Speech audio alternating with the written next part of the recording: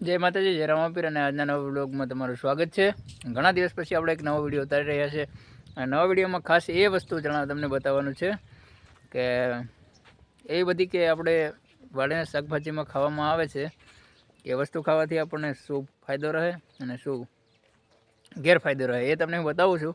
ચાલો કન્ટિન્યુ વિડીયોમાં। તો ચાલો છેવટે તમને એ વસ્તુ હું બતાવી દઉં। આ છે એ વસ્તુ।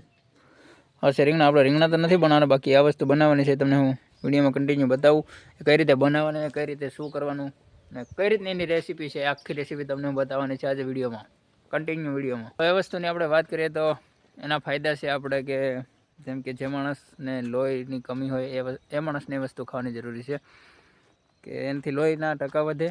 અને બીજા નંબર ઉપર એ શું કહેવાય કે એને તાંજરિયાની ભાજી કહેવાય। તમને હું બતાવું કે તાંજરિયું કઈ રીતનું આવે।